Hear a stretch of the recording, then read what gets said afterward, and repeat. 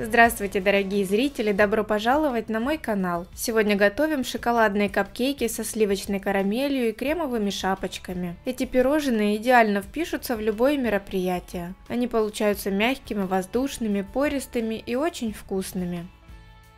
Все ингредиенты для теста должны быть комнатной температуры. Сливочное масло нужно заранее достать из холодильника и дать согреться. Оно должно быть мягким. Заранее включаем духовку, пусть разогревается до температуры 170 градусов. Сразу приготовим формочки. Я использую бумажные капсулы в виде гармошки. Такие бумажные капсулы обязательно нужно вставлять в металлическую форму с ячейками, чтобы тесто не расплылось во время выпечки. Также можно использовать бумажные формочки с усиленным ободком. Их можно использовать и без металлической формы с ячейками, а выпекать на обычном противне.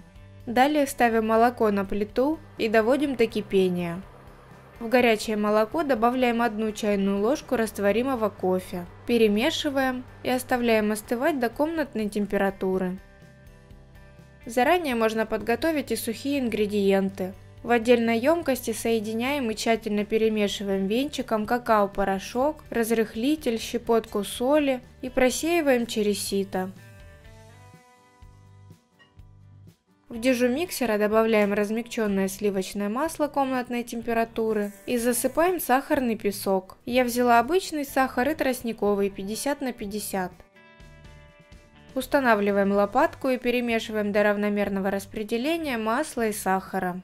Периодически подчищаем стенки чаши, чтобы масса промешивалась равномерно. Крупинки сахара частично растворятся, но не полностью. Масса станет немного пышнее и немного посветлеет. Затем добавляем 1 яйцо комнатной температуры и тщательно перемешиваем. По желанию можно добавить ванилин, ванильный сахар или ванильный экстракт. Очень важно, чтобы ингредиенты были одинаковой температуры. Если взять масло из холодильника, а яйца комнатной температуры, то из-за разности температур ингредиентов масса получится с крупинками. Далее, попеременно добавляя сухие ингредиенты и кофейное молоко, замешиваем тесто. Оно должно получиться гладким и без комочков. Для удобства я переливаю тесто в кондитерский мешок. Выкладываем тесто в капсулы приблизительно наполовину по высоте, максимум на 2/3, так как во время выпечки тесто очень сильно увеличивается в объеме. Из данного количества ингредиентов у меня получилось 18 небольших капкейков.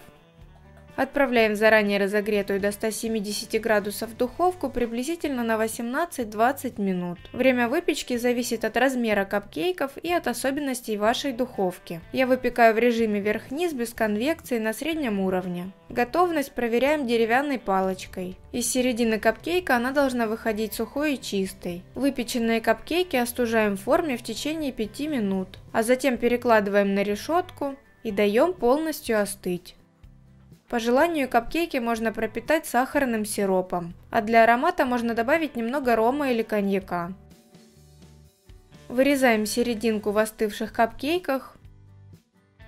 Заполняем получившуюся ямку сливочной карамелью. Рецепт карамели есть на моем канале. Ссылка на рецепт карамели будет в описании под видео и в подсказках в правом верхнем углу. По желанию можно добавить жареный арахис.